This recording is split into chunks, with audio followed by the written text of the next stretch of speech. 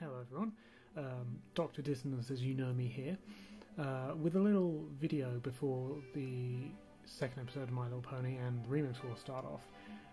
Firstly, I'm incredibly surprised that there are 346 people as of this recording who are subscribed to me. I mean, that's slightly insane considering about 2-3 weeks ago I was maybe 10, 20.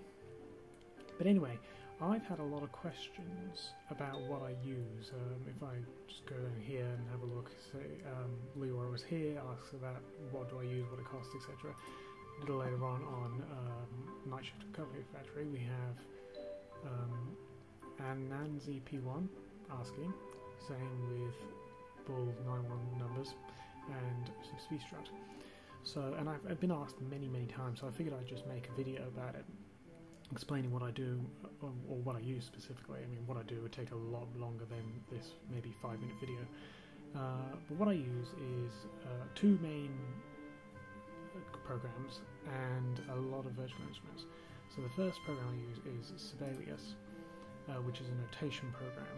I read notation very fluently, so this kind of notation writing is very easy for me.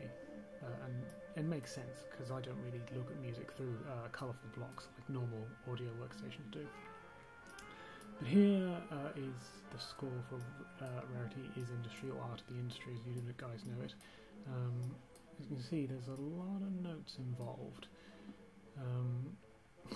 And I write everything out without any keys because I don't use keys. But that's more to do with theory. I guess I should make a video about that later, but for now this is just about what I use. So, yeah, Sibelius.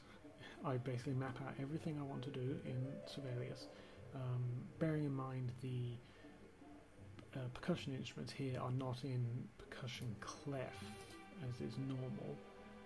They're actually in treble bass because the keyboard stuff that I use, well, I don't actually use keyboard, but the keyboard commands don't work with a percussion clef. So it's easy just to do this and base it on what I want in the virtual instruments, which I'll explain a little later. But yeah, I basically do a lot of sketching out in the Sibelius. And you can see there's a lot involved. This is the score for Rarity is Industry, as I said, and it's pretty big. Pretty big. But yeah. Once I've mapped everything out like I have here, I export the MIDI, as is shown there, blah blah blah blah blah, and then I move it to Cubase, which as you can see here, this is again Rarity's Industry. Every single instrument has its own track, so it's easy to look after, and what I do is I basically use virtual instruments, as you can see here. Now I use a number of ones, but the main ones orchestrally are the Play VST, which is made by a company called East West, and they do their own virtual instruments too.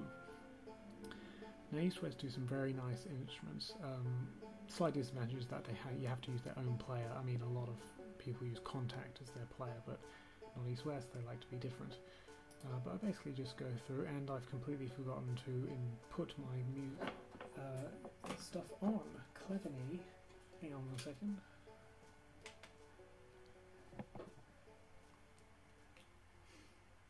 Just move the microphone a bit. Yeah, so in Cubase, what I tend to do, as I put in the iLock key, go rid of this for a sec. Yes, I'm well aware, computer. What I tend to do in Cubase is just tweak everything. So as you can see, I zoom in, here are all the notes, get out the way, transport, and then these are all velocities and all the other stuff here, and I basically tweak it to make sure it's perfect, or as perfect as I can get it. Stop this here. Yeah, so East-West virtual instruments. There's a lot of them, as you can see. 931 gig hard drive, 152 gigabytes free. So that's some 750 something gigabytes used up. But anyway, moving back to the Play VST, there we go. We have all my instruments from East West, of course. So the Symphonic Orchestra Platinum Plus is what I use for Platinum instruments. The play it at the moment because obviously I'm recording rather than via the stereo, but yeah, you get the idea.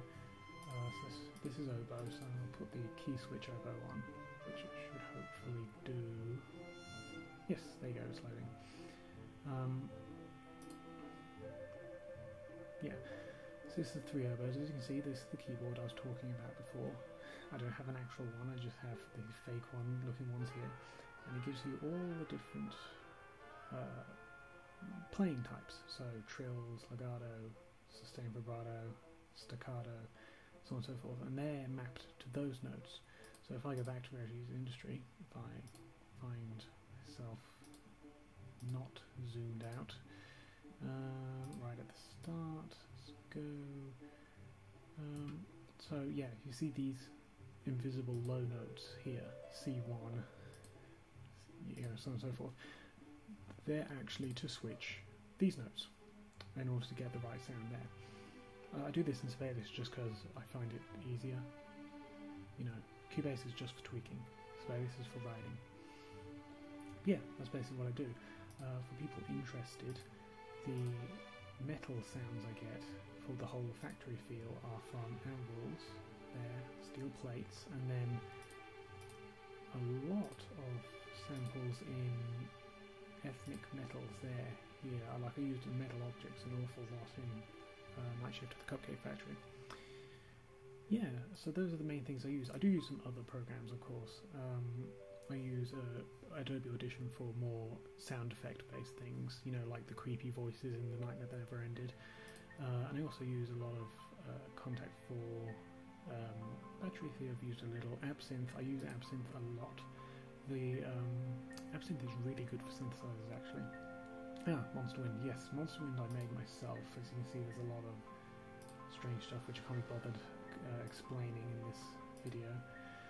But, and I won't play this either because this is used for part 2 to the Fallout Equestria inspired music. So if I play this, I'm essentially spoiling it. Yeah, anyway. So, Absinthe, yeah, Contact, Play VSTs, you know, those are all the virtual instruments I use. Yeah, so what am I doing now? Obviously I still have more steampunk stuff to come. I haven't actually started anything new yet, but it'll come in time.